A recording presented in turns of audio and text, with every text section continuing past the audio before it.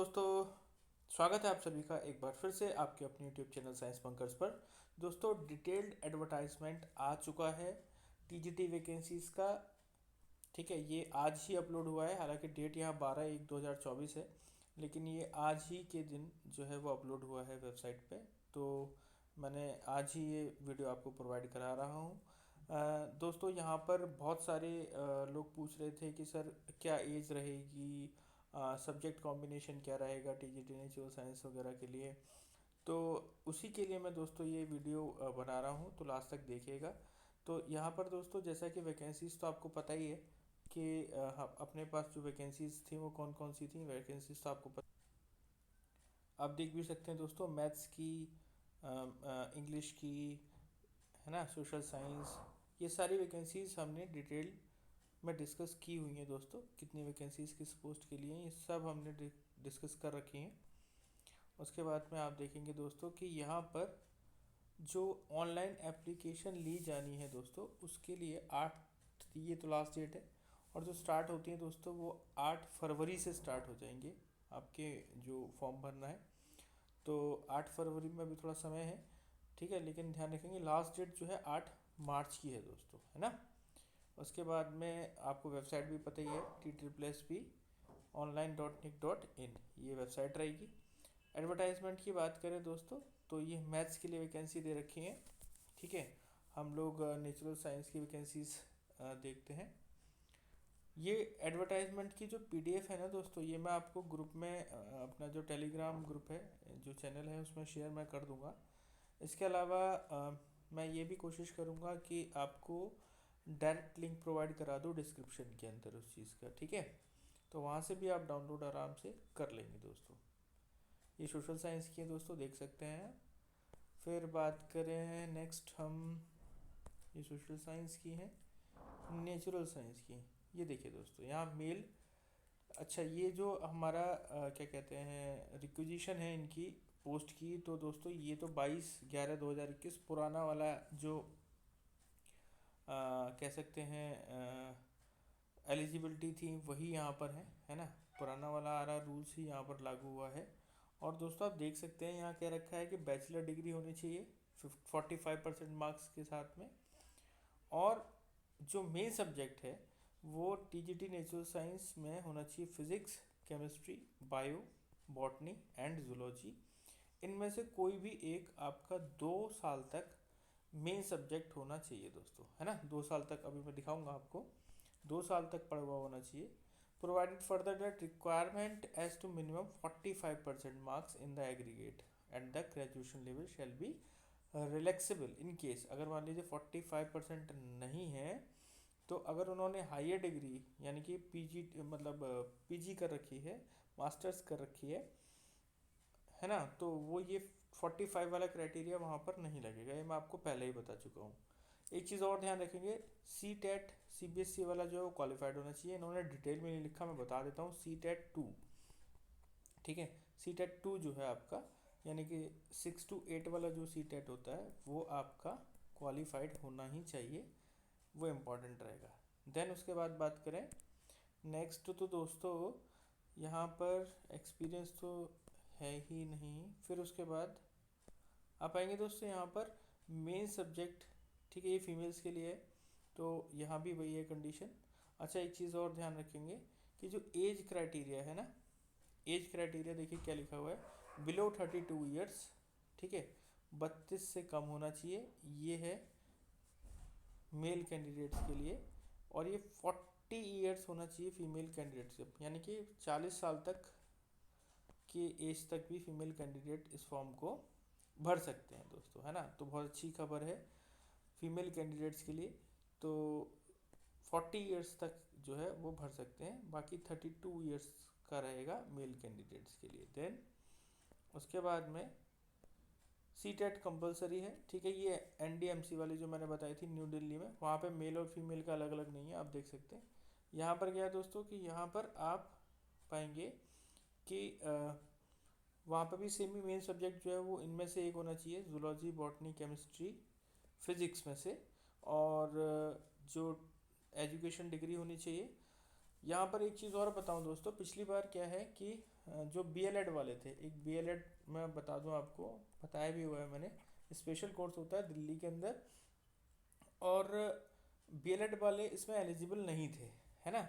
लेकिन कोर्ट के ऑर्डर्स क्या रहते हैं कि जो अगर मान लीजिए किसी ने एमएड किया हुआ है, बीएलएड के बाद डायरेक्ट एमएड किया जा सकता है, तो ये हायर डिग्री रहती है।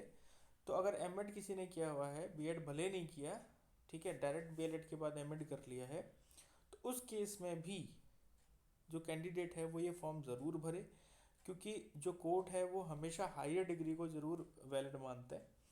तो अगर मान लीजिए किसी के पास बीएड डिग्री नहीं है, ठीक है, तो एमएड ज़रूर हो, लेकिन सी टेट तो मांगेंगे ही मांगेंगे दोस्तों, सी टेट क्वालिफाई होना ही चाहिए इन एनी केस। देख सकते हैं आप, qualifying C TET is compulsory for the appointment as a teacher from first to fifth and six to eighth, है ना। तो डिपेंड करता है कि आपका कौन सा वाला सी टेट यहाँ पर क्वालिफाई है।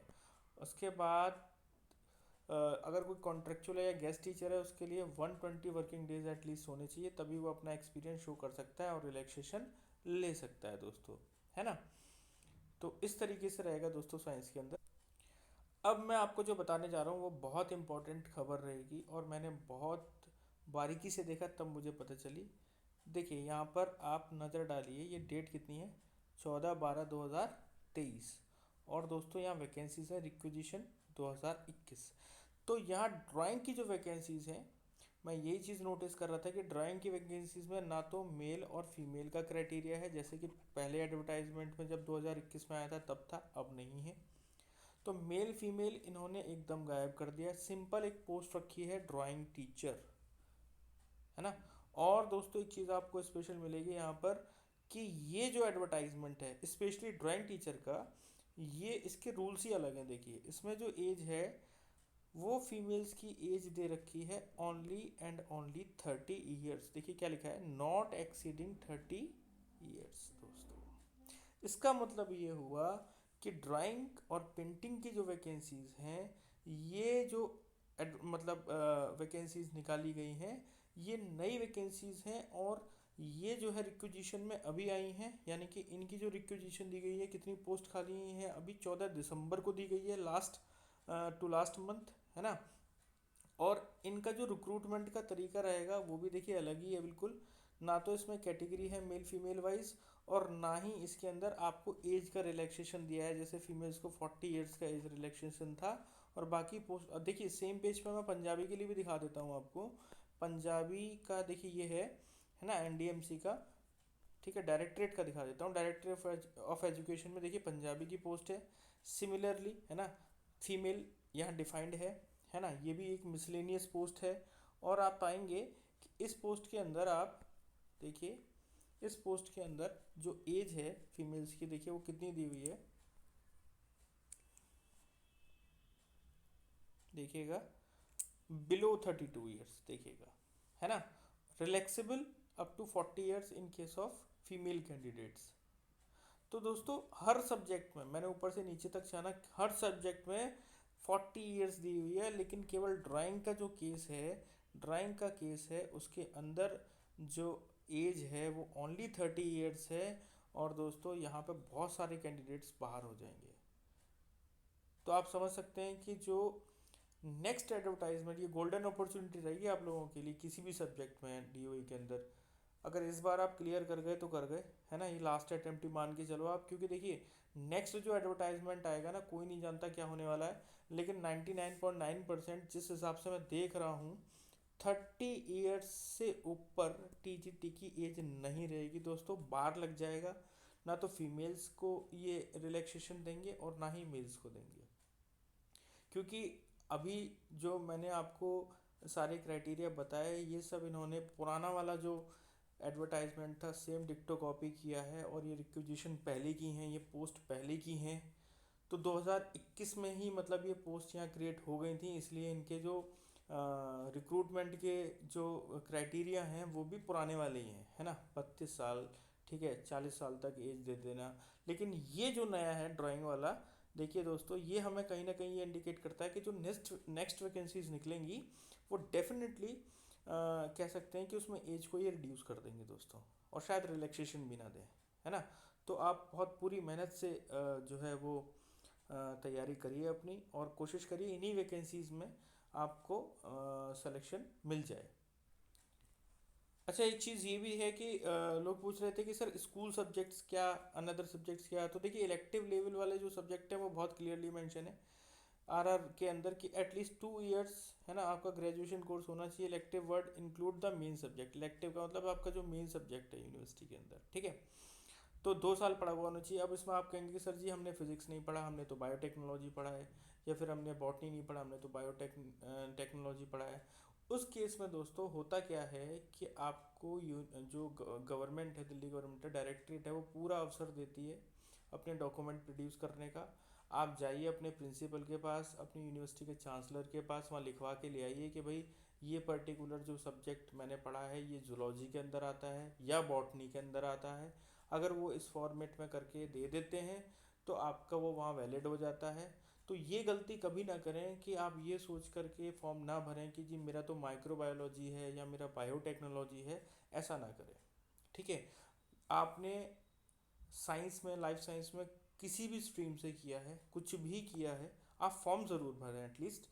स्कूल जो सब्जेक्ट हैं वो बहुत क्लियरली डिफाइंड है यहाँ, इंग्लिश, हिंदी, पंजाबी, संस्कृत, हिस्ट्री, उर्दू, सारे देख सकते हैं आप, मैं सारे नहीं बोल रहा, आप देख लीजिए, ये स्कूल सब्जेक्ट है, बहुत क्लियरली मेंशन है, ठीक है। 8th क्लास तक हिंदी ज़रूर होनी चाहिए, ये भी ध्यान रखिएगा, ठीक है।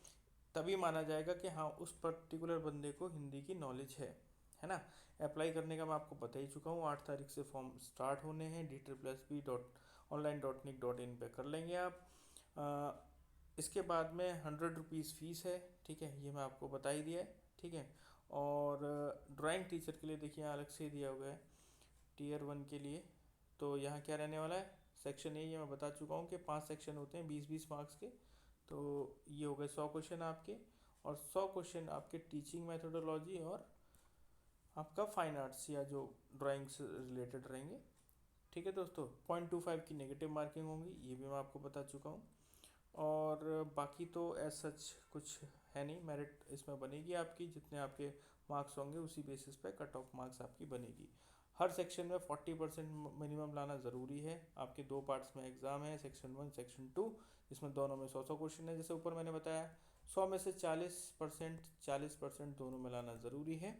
जनरल के लिए, ओबीसी के लिए 35, SC ST PH कैटेगरी के लिए 30%, ठीक है दोस्तों। तो ये मिनिमम क्राइटेरिया रहेगा। बच्चे ओबीसी सर्टिफिकेट की भी बहुत सारी चीज़ें पूछते हैं, मैं बता दूं ओबीसी सर्टिफिकेट जो है दोस्तों वो दिल्ली रेवेन्यू डिपार्टमेंट से ही बना हुआ होना चाहिए, तभी वैलिड माना जाएगा। ओबीसी कहीं और का है तो उसको जनरल ही काउंट किया जाएगा। बाकी कैटेगरीज में भी एज रिलैक्सेशन है, अगर आपके पास में SC कैटेगरी है तो 5 साल का रिलैक्सेशन, ओबीसी में 3 साल का। बाकी UR EWS है तो 10 साल का, लेकिन ये PWD के साथ में है। तो ये दोस्तों रिलैक्सेशन रहेगा एज का। बाकी हर सिचुएशन में बोर्ड का डिसीजन जो है फाइनल रहेगा। अब मेरी आपको क्या राय रहेगी, मेरी राय आपको ये रहेगी, प्लीज़ फिल द फॉर्म, ठीक है, एटलीस्ट फिल द फॉर्म। उसके बाद हम देखते हैं कि क्राइटेरिया है या नहीं है, बन रहा है नहीं बन रहा, वो बात की बातें हैं दोस्तों।